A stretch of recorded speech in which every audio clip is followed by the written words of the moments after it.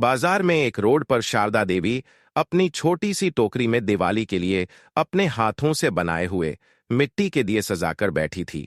कुछ सादे थे, कुछ पर रंगों से छोटी छोटी कलाकारी की गई थी। तभी इसी भीड़ में एक साधारण सी गाड़ी रुकी, जिसमें से हल्के पीले सूट में एक लड़की उतरी।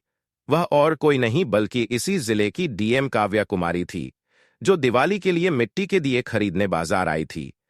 तभी काव्या कुमारी की नजर सड़क किनारे बैठी रंग बिरंगे दिए बेच रही शारदा देवी पर पड़ी। काव्या सीधा उन्हीं के पास पहुंची। जमीन पर बैठते हुए उसने मुस्कुराकर पूछा, अम्मा, यह दिए कैसे दे रही हैं? बूढ़ी औरत ने एक पल के लिए काव्या को देखा।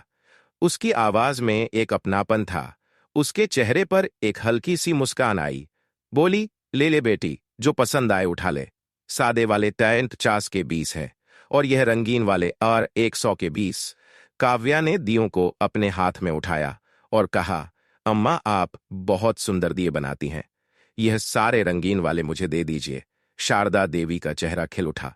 दिन की पहली बोहनी होने वाली थी, वह भी इतनी अच्छी। वह जल्दी जल्दी जल्दी दिए एक कागज के थैले में डालने लगी। तभी एक तेज आवाज के साथ एक पुलिस की मोटरसाइकिल आकर ठीक उनके सामने आकर रुकी।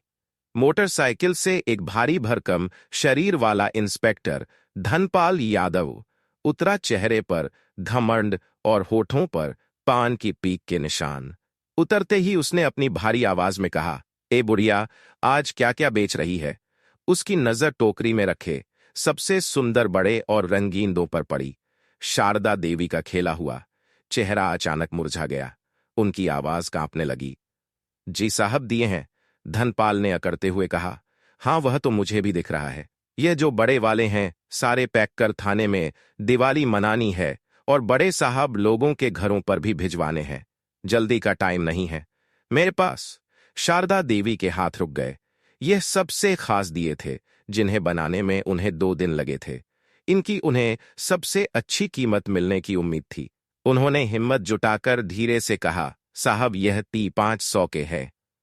इंस्पेक्टर धनपाल यादव जोर से हंसा और बोला, पैसे जैसे कोई बहुत मजेदार चुटकुला सुन लिया हो।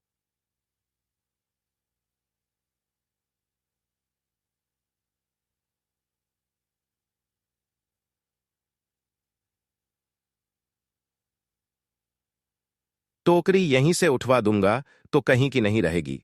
भूल गई क्या पिछली बार का हाल? शारदा देवी की आंखें भर आई।